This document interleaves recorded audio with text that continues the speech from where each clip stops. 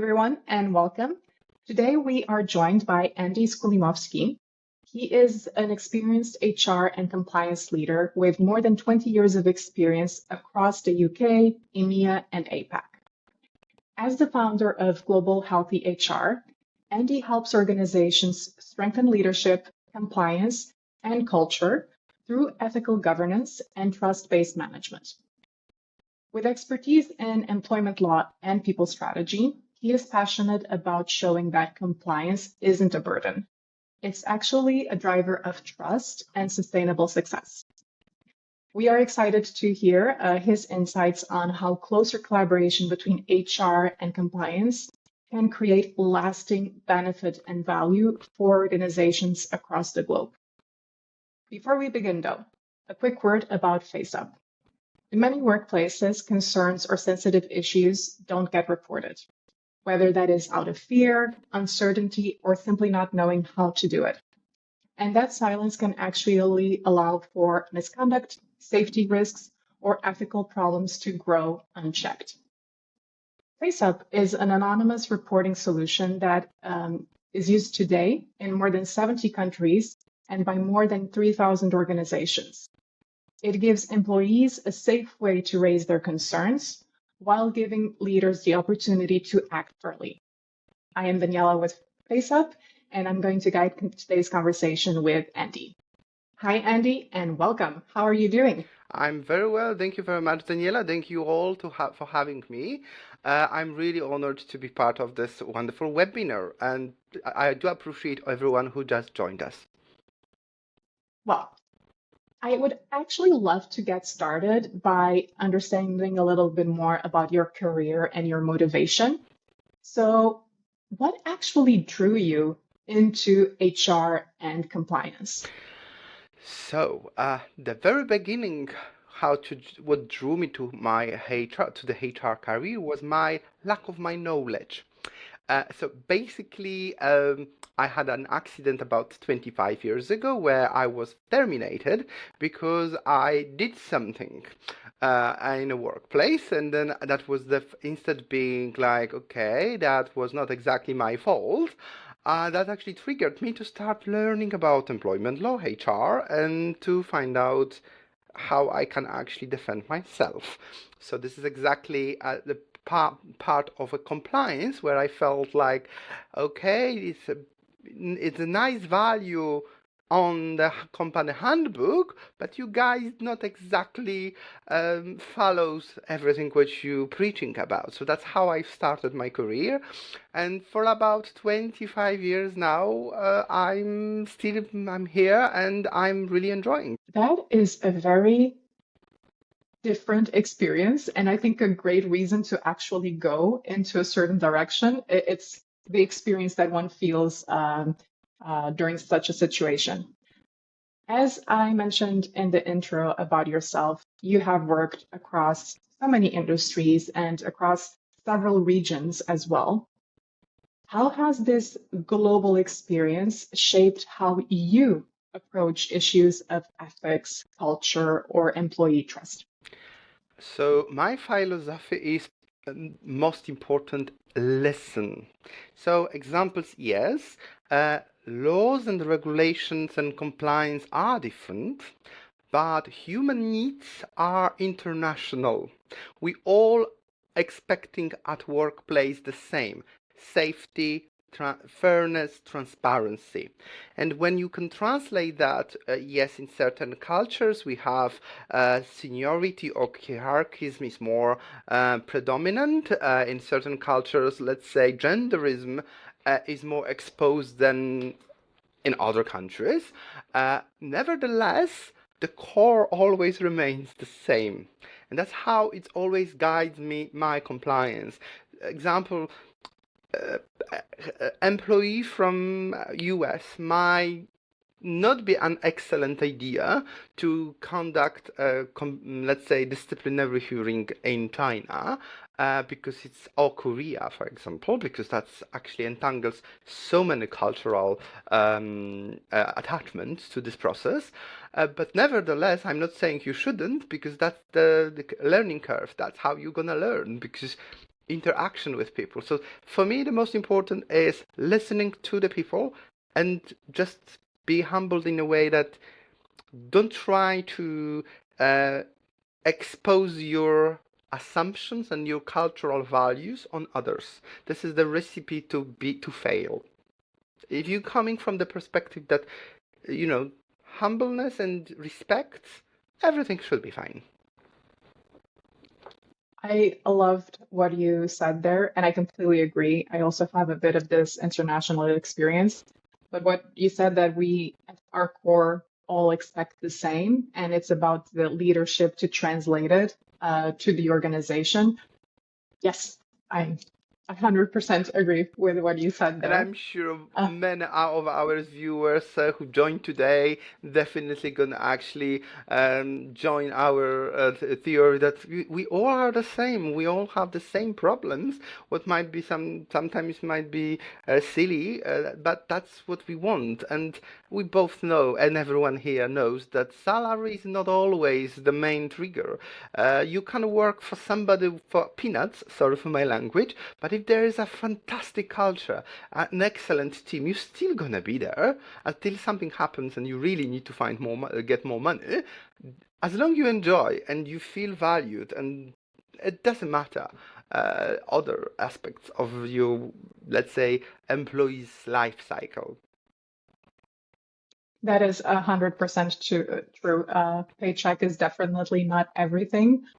And you see this in some company cultures that people will stick around because it is a good culture. They feel valued. They feel like they're contributing, and that makes a difference for them. And I have an example. I work for the company where they paid 300,000 euros for one employee, and he decided to leave just because there was, sorry for my language, was absolute mess everywhere. So you couldn't get to HR. We as a HR didn't know, we were not informed about many things, what is going on beyond the company. So we couldn't provide the correct answers to the questions. So again, if they are not feeling safe, as I mean of safe employment, valued, they're not gonna stay. It doesn't matter how much you're gonna pay. Very, very true. And I think I hear a little bit about that every day when I'm speaking with both HR and compliance people. And actually touching on that, and you mentioned that leadership needs to translate it into their organizations, these needs that people have. So, as I mentioned, in my day-to-day work, I do get to speak with compliance and HR people. If I'm lucky, Andy, sometimes I can even get them together in the same conversation. Not always, sometimes it's separate.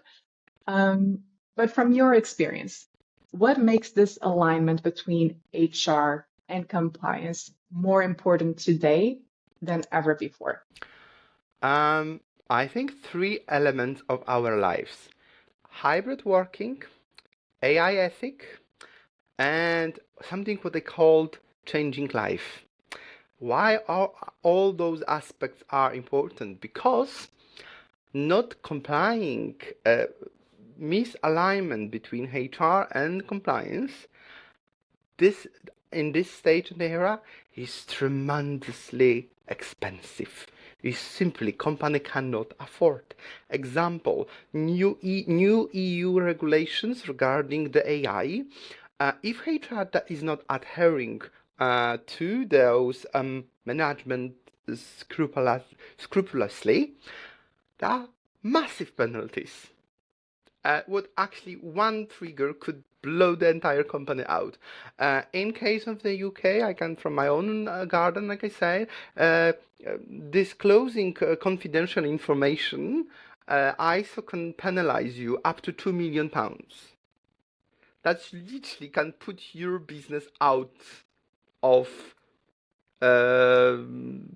any financial risk. So that's what we say. And what the hybrid working, again, compliance. We all like to work from wherever we want, but I had hundreds cases where someone hired me because, example, employee worked in Belgium, a company registered in Poland, misalignments of the compliances, taxes, again, a new not new, now it's 10 years. Oh my God, I'm aging myself. But the regulation where the tax purposes arouse where the employee actually created the good, creates a taxation obligation. So, example, you might be operating in UK, but because your HR and compliance never noticed that the employee is on Cyprus, you might need to pay some corporate tax on Cyprus, and you might not be even aware of it. You might get a funny letter, or depends how, from your sense of humor, that you need to say hundreds of thousands of pounds to Cyprus because you let's say sales team for like 6 months work there, and you had you were completely not aware of it. Saying that, I'm not saying that we should all be scared and and panicking, but as you said, alignment. So that the key is to make sure that you do not have a parallel tracking. It should be one system available for HR and available for compliance where they can work together. And, systems could be shared and flagged to both departments. So it could be integrated. And another thing is it could work in your advantage. Examples, if you think that, sorry for saying that, 80% of my competitors are doing these mistakes, at some point they're gonna be caught and probably have to pay a lot of money. If we are adhering to those policies, we can stay on the mark, and in future that actually could be our badge. That actually we are this Prometheus of compliance. We actually confident with that. We're collaborating with that. But that again comes from leadership. It cannot be done only by HR and compliance. It has to be shown by leaders that we are fully in support. And I've met so many companies where leadership was treating HR and compliance as enemies. And what was, from my perspective, absolute misunderstanding the concept. We are here to support the leaders, not to replace the leaders and not to school the leaders. I really love to respect my managers. I'm always referring to all my clients and all my managers as my managers because I'm working with them. I'm here to support them so they can be strong and they can enjoy their life and work. So this is the thing, and I'm always gonna saying, misalignment comes from miscommunication, but that all comes from leadership. If leadership does not respect compliance and HR, you can't still do few things, but it's extremely difficult. I think what you said resonates with our audience pretty well.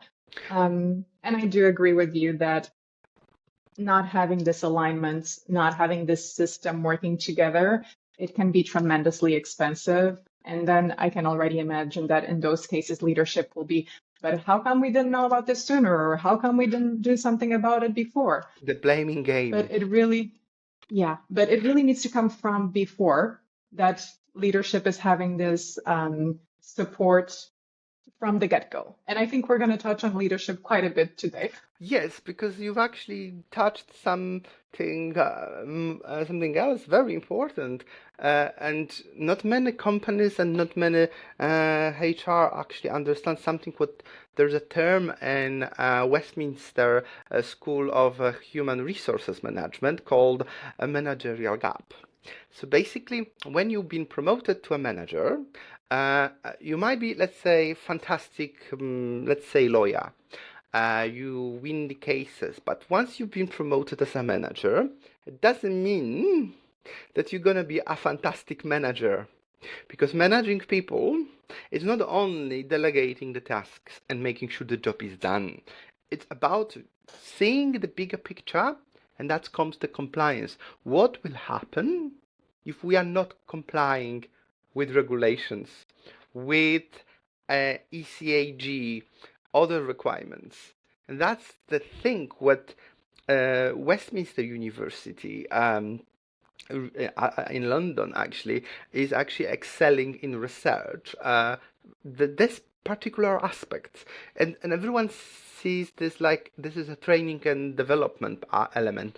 No, no, no, no. It's absolutely different element. It's element of just because you have a title manager director, it doesn't make you straight away manager and director if you do not recognize compliance. If you don't understand, if you cannot translate that to your daily tasks, you're always gonna fail. And this is what's happening after. When something happens, then it's the blaming game. Why no one told me who to blame? As always, all fences around, we trying to support to the best of our ability. This theory of managerial gap, and that was actually the professor Christina Porter who actually developed it. And I think it's important to mention the name because I'm citing something, and if Dr. Porter is watching me, she probably won't be happy that I actually cited something without referencing her. And that's actually saying I had the pleasure to be a student of Dr. Porter, and it was an incredible experience. And I would actually wholeheartedly recommend her books and articles about that. It's absolutely fantastic way of looking at compliance and management in a bit different way. Mm-hmm. So the name of the book is Managerial Gap. No, the name of the book will be, if I can show, is Skills of Management for Leaders. Okay. And Christine Porter and David Rees, both fantastic scholars. And don't worry, they're not paying me for that. Probably they're not gonna know about it. They most likely don't even remember me. I graduated like 5 years ago, but still, everything what is included in the book is actually super relevant. Mm-hmm. Well, I hope our audience is taking notes and adding it to their to-read list. Well, I'm adding it to my to-read list, which just keeps getting bigger. Andy, we have spoken quite a bit already about leadership and that they have a big role to play in this alignment and how compliance and HR can work together. But let's flip it a little bit here because we touched on what can go wrong a bit when there isn't this alignment from leadership. In your experience, how can the executive teams actively foster collaboration between HR and compliance in order to set the tone for this culture of collaboration and transparency? 3 elements. First, training. And when I'm saying training, I'm not saying only train compliance and HR, but to train as well management. This is the core. They need to understand the goals. Second, being proactive, not reactive. In that sense, analyze what is at the moment wrong in your organization. Check those little reports, not just tick box that you have it. They actually can tell you a lot about your organization. So if you have done the survey and you know that you've discovered that, let's say, Maggie from compliance doesn't know who is Julio from HR, this is not a good sign. They probably should grab a pint and go together to meet each other, because you might have a mess in the future. So that's the second element. And the third element is try not to keep them separate in 2 different buildings, let's say 300 kilometers apart. What I'm trying to say, organize regular, if you can, in-person meetings. Not necessarily if you cannot, because everyone works remotely, then try to organize engagement between all parties involved. So it doesn't have to cost a lot of money. It could be, I don't know if you play game Catan, it could be office Catan game, where compliance and HR for 2 hours play Catan, and they actually getting to know each other. You don't need to be in person, you can play online, but this is the key. If there is miscommunication, if they don't talk to each other, they don't know each other, it's kind of responsibility is actually diluted. You don't know who is responsible for what, and then how you can train your management team if you don't even know how you're gonna train your leaders on what, because you don't understand the organization. So those are my 3 levels of how actually the leadership team can be involved. Training, knowing each other and knowing what they are doing together, and analyze currently what you have in the company. There's so many indicators. You can actually look at the microaggression in the emails. You can see by microaggression in the emails that there's something going on between leaderships and compliance, the way how they're approaching, and that's very important, because if you don't address this at that stage, then you have to hire me as external consultant to come and actually sort this out. And it's usually expensive, not because my fees are expensive, but a part of my fees you usually pay some kind of penalties. So I completely agree with those 3 points. And I think one that is often overlooked is to actually have this getting to know each other, the importance of it. And even in remote or hybrid teams, it can still be done. It still can be done. You need to be a little bit more creative, but it can be done. And I do completely agree that it really strengthens the collaboration between people. On that note, Andy, we touched on that it can be extremely expensive when this alignment does not exist. It can basically burn a business. When there is this alignment between HR and compliance, how does it actually support business outcomes and support leadership in making informed decisions? Because we've seen the bad. What is the good?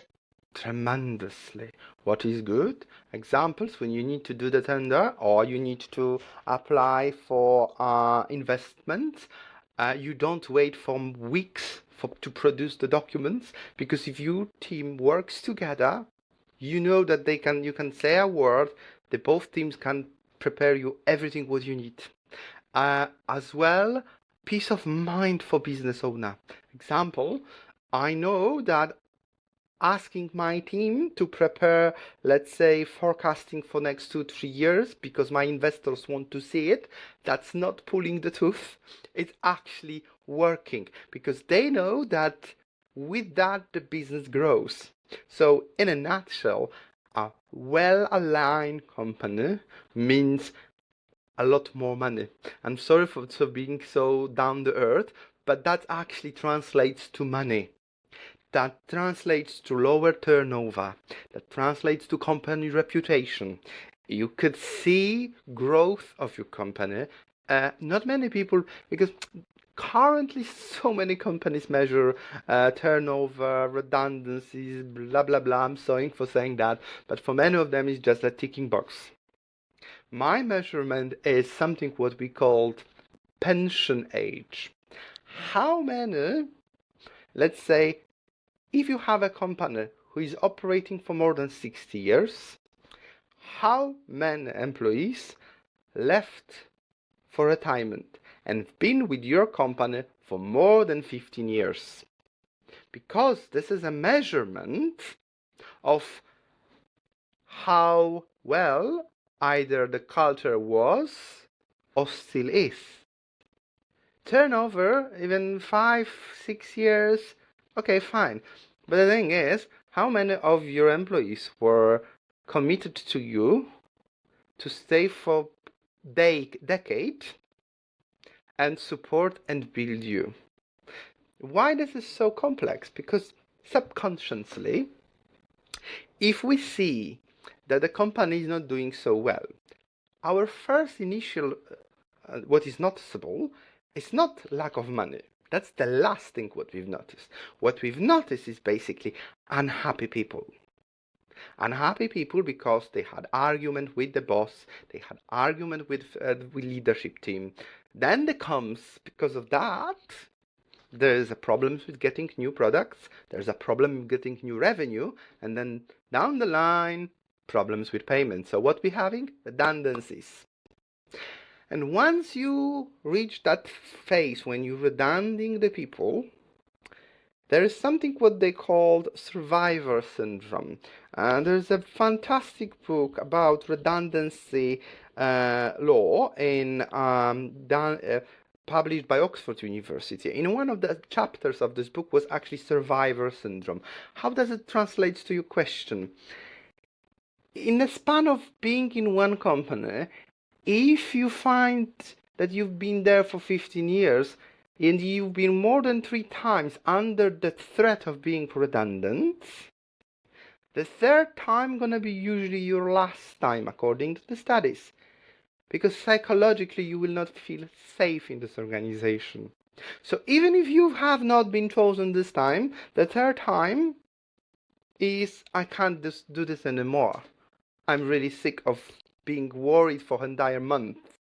So we looking for new jobs. So going back to this pensions paradigm, that if you've been in operation for 60 years, and how many of you employees stayed with you for 15 years, this is something which should be proud, because this is a ultimate test of your culture, compliance, and the leadership of your team, of the entire organization.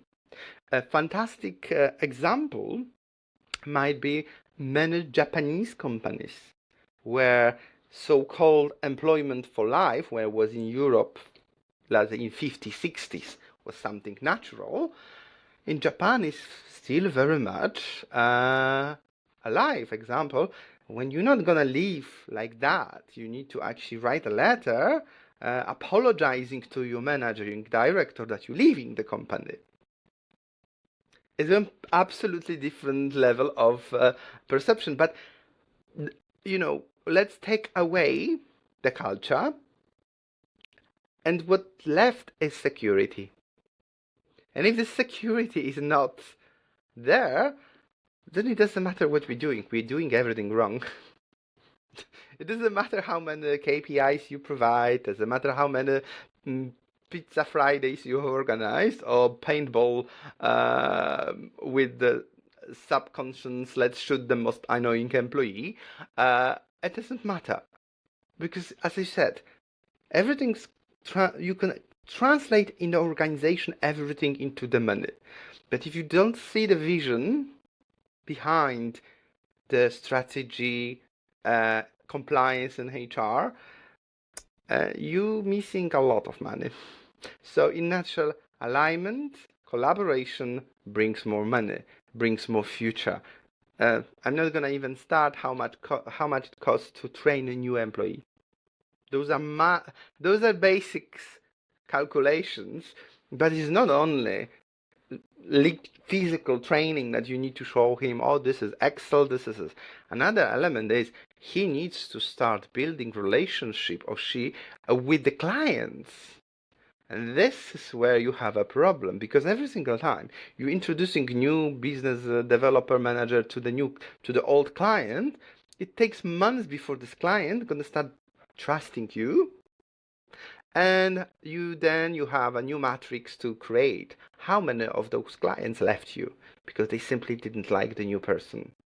It doesn't have to be that this new person is horrible. Absolutely no. We are animals of habits. We like what we've used to. When it doesn't matter whatever gonna say to us, we don't like too many rapid changes. And this is the brutal truth about how you're doing the businesses. We live, as I said, we have now hybrid working, AI. We are so technologized on every single aspect. But at the end of the day, a human interaction and human connection will always stay with us.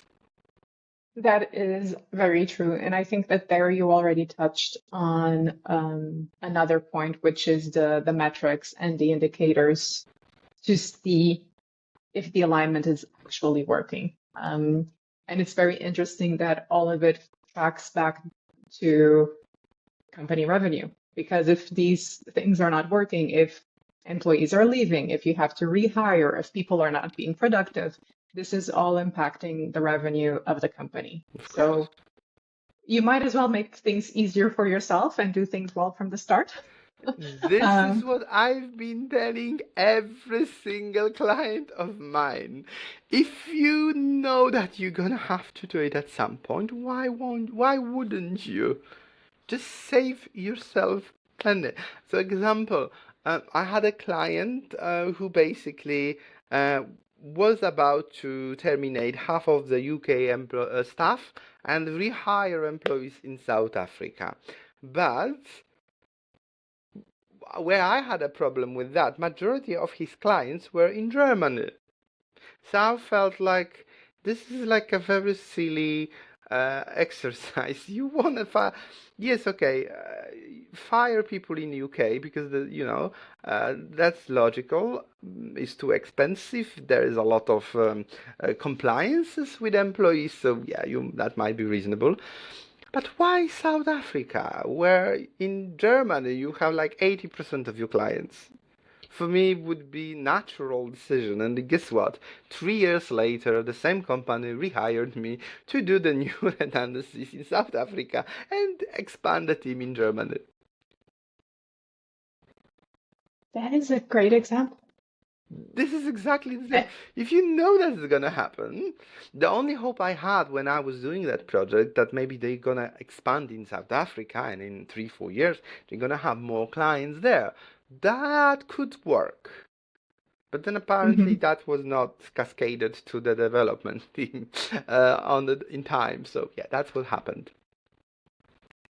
Yeah, and I think that here it's also about connecting the long-term strategic vision with the short-term and mid-term one. Because as you said, if most of the customers were in Germany, why are we expanding the workforce somewhere else?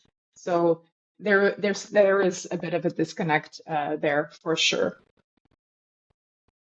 We touched now on these metrics and these indicators that leaders and even the compliance and HR teams can track. Andy, could you expand a little bit more? What does success look like inside the organization when there is this alignment between, and now I'm going to add the executives, the leadership, when there is alignment between this triangle, which is leadership, HR, and compliance?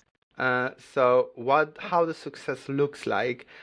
I'm gonna say it looks like a growth. And I'm not talking about money this time.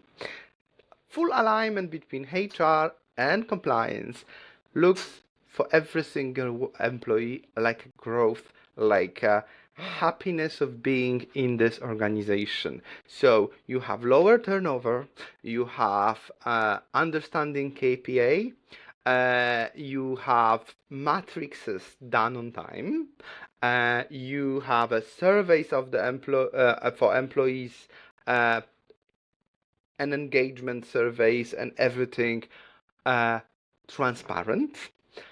And usually what it looks in quarterly reports and yearly reports in a very up forecasting. I've never seen in my life a company with absolutely great alignment between HR and compliance, and this company would go down in the manners of revenue. I've never seen it. Because usually if the leadership team is watching alignment and compliance, they're always very well as positioned financially. I've never seen well-positioned company where they had the financial issues. Because, yes. No, I just wanted to ask if you could share an example of this for in your own experience working with these organizations where this collaboration actually led to tangible business and cultural improvements. Without telling the If you can name share, of of course. the company, I'm gonna say you one thing. I work with a very small 6 residential children houses in London. They were my clients, and I was doing just general HR aspect. But what you could spot straight away was a commitment of support workers. So I'm not talking about leadership. I'm talking about the very lowest level of employees. The commitment to the project, what means the directors never had a problem to ask, can you stay longer? Never. I've been there for 2 years. No one ever said no to the director. The second element, you could see a real joy when the directors were doing the quarterly meetings and they were informing employees that we're opening a new house. What's going to be a bit of mess, because always when you have a new project launch, so the HR is overwhelmed, so you might be not getting responses from HR or compliance on time because they're going to be busy with the new project. They never complained. They all were excited. Why they were excited? I will tell you why they were excited. Because they knew that if the company grows, there are going to be more managerial position for them. So one of them actually told me, today I'm a support worker.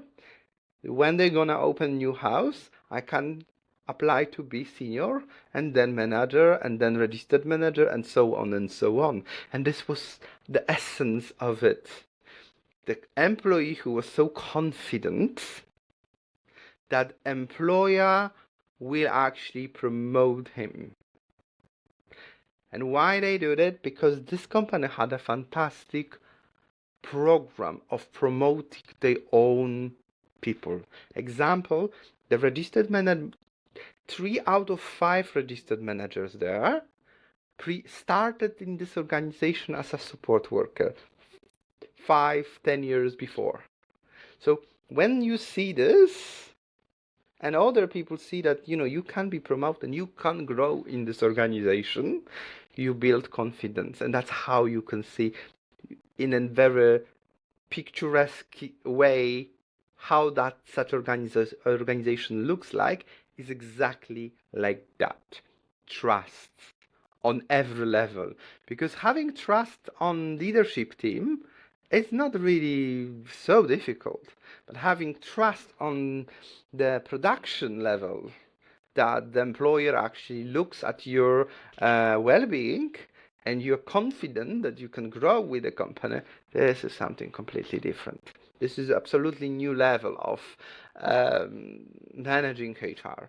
And I've met in my history, but I'm usually complaining that I've been working in very challenging organizations, but I have had a pleasure to work with several organizations like that, where actually being there was a pleasure. And you could actually see that a fantastic team. And as you said, it comes from the leadership. Because if the leadership's applying compliance, if the leadership upholding the policies and everything, responding to grievances on time, trying to be just, trying to justify the decision, is absolutely different level of collaboration. And unfortunately, I worked with a company. I had an interview once in a company where actually I walked away before I actually went to a meeting room to have an interview, because I went to the office and the receptionist was crying. And I was sitting there and I'm thinking, hold on, do I really want to work in a company when a person who greets me is actually crying? And it wasn't like sobbing, it was like full-blown crying. And there was people walking around, and that's another element of that. There were other people walking around. No one asked what happened. They all were so busy. Everybody was running some. I never emailed back. She probably up till now wonder what's happened. Why this weird guy just walked away? But I said to myself, do I really need the money? If they are for day one, they don't value employee. And to be honest, reception is one of the most important parts, because it's a gauge and the face of the organization. So they definitely. So if that was for me an indicator what kind of compliance they would have inside, what I would have to deal with. Oh boy. And these are two very distinct examples that you just shared, Andy. Going back to the positive one, let's say, I think that what it shows is also what you had mentioned at the beginning, that at our core, we all want the same things. We want to be seen, we want to be valued. And when employees see that they have this opportunity for growth and promotion, they know that they are being seen. that they are being valued. So it goes beyond just the external promotion, which is nice. Yeah, of course, it's nice. No, there's nothing wrong with that, but it simply shows that they are seen, and this is our core need. And to this second example, I will just say you did well to run. I would Yes. have run too.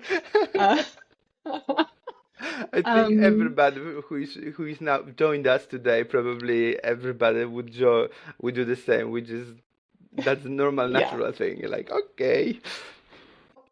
Moving, changing shifts a little bit, or Okay. changing gears here a little bit. Let's talk about systems, technology, and the future. And earlier on, you already mentioned AI and the ethics around AI.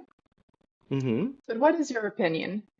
When an employee raises an issue, you already mentioned grievances and how companies are responding to grievances. Mm-hmm. So when an employee raises an issue that touches both HR and compliance, how should that process actually look like so that both teams can stay informed and aligned? So the most important is joint or collaborative systems. Ideally one. Because that's actually streamline the processes. Example in FaceApp, because I've been looking at FaceApp a long time ago, and I'm sure you have this option to integrate who gonna see the complaint, and both parties involved, or three, you can adjust the system however you want, can actually action. Another element what I really like in FaceApp, a case management system. So you know who replied to whom, when, how it was resolved. You don't duplicate it. And this is a key. You don't have the situation when two different people is responding to you. Example, I had a case that was kind of employment tribunal case, but again, three different people were replying to my client, giving three different information about the grievance date. When the employee complained about that, the employer basically dismissed that, saying that this person just basically complained for the sake of complaining. And it was, sorry for saying that, it was beautiful for my application to employment tribunal, because that actually shown that the employer has no idea what they were doing and how badly they were in actually waiving this complaint, this grievance. But going back to the system, I think transparency, collaborations, and for God's sake, one system. I know the companies sometimes works on 5 different systems. Like this is HR, this is compliance, this is payroll, and then you know nothing about each other. And half of the complaints or grievances you can resolve by simply looking at the system. Example, someone get the wrong payslip and is making a grievance. You can see where was the point, what happened, fix it in the system, send a letter of apologies that it was addressed or straight away addressed, sincere apologies, this issue won't happen again. But if you don't have these connectivities in one integrated system, you're just making your life miserable and double hard. That is true. And I think that another thing that is important to consider is that a lot of times people think about a grievance, a report, or something as just that single point in time, but it can actually inform about things that are going not so well across the organization. It can actually help you to mitigate risks. It can help you to solve issues before they become bigger. And if you simply think that employees are complaining and you don't pay attention to what they're actually saying and how you can improve things, you're missing out on a lot of valuable information. And I have a fantastic example. I'm going to actually name the employer, NHS. So there was a complaint that 3 employees were complaining that they had the wrong pay scale applied. And the manager back then was completely ignoring the fact, saying that they cannot see the problem. And guess what? 3 months later, they discovered that about 3,500 people had the wrong pay scale applied. So many people were underpaid, and head of compliance lost the job. This is exact. But if you would have actually go through the first 3 complaints, investigate that, you wouldn't be in this position at the moment. And what happened was literally, it was the most ridiculous error could ever happen. I don't even know how. After New Year, where they were changing, that back then was 22, 23, there was a glitch in the system. And everyone was reverted back to previous year pay scale. So that was a glitch, serious glitch, but no one cared to basically investigate it, to investigate that. So yep, that's exactly what you said. Sometimes complaints are early signs of the problems. Yeah, I'm still shocked at that example. And the PR scandal or nightmare that this might have been is not pretty, not good for the bottom line. No. We are nearing the end of our conversation, unfortunately, Andy, but a few final words from your side. We are seeing a lot of fast evolution in the business arena with AI, with hybrid teams, with all of this. As companies continue to evolve in this new stage that we're in, how do you see the relationship between HR and compliance evolving as well? It will be natural. And the reason why, because unfortunately the European Parliament is not sleeping, and we are up to so many new regulations coming up in the next 2-3 years, that the integration between the systems, HR, will happen naturally. Example, they introduced a new laws in the United Kingdom. What happened? There was more trainings because you need to train your team to be on top of the regulations. And exactly the same gonna happen. The regulation around whistleblowing is changing every single year. More countries are actually tidying this up. You can see nice development in Poland, Slovakia, I think Czech Republic recently, and that's the reason why this collaboration gonna be natural. And many of our colleagues would say, "Oh no, because AI gonna take away our jobs. Everything gonna be done by AI." And I will also always say, yes, you can check tick box by AI, but to find a reason, you actually need to speak with human being and you need to actually work together. Very true. And I agree with everything you said. And also true that the whistleblowing directives are getting fine-tuned and companies need to pay attention to it so that they avoid nasty surprises. Perfect example is now the regulations around redundancy negotiations, the right to be informed. This now actually nicely correlate with whistleblowing. And there were a few cases in France, there were a few cases in Germany where there were whistleblowing cases like where the employer has not consulted meaningfully with employees, what was prerequisite by the European Union directive. So again, HR, legal, compliance, they all have to work together, and especially because every single day we have a new AI software on the market. And every single day someone is coming and promising us a heaven. We're not gonna have to do absolutely anything. But at the end of the day, we all know that we're all gonna have to go back to drawing boards and speak to people. Love it. I completely see that happening as well. Andy, before we close off, any final words that you would like to share with our audience? final words is do not underestimate compliance. And if you are a leader, don't treat this as a weapon. Look at this as a shield. This is there to shield you and your employees and your company.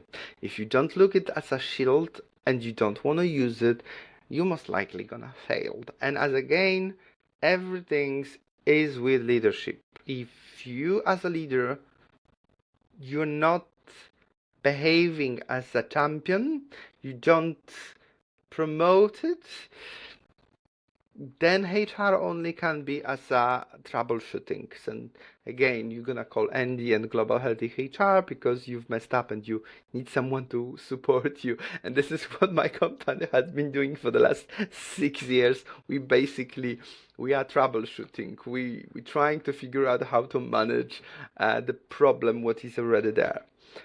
What kind of saying that I kind of shooting myself in the foot, because if there is more problems, there is more money for me. But yeah, if I might be honest, better to, as you said in during the conversation, better to do it nicely in the first place than later trying to play around.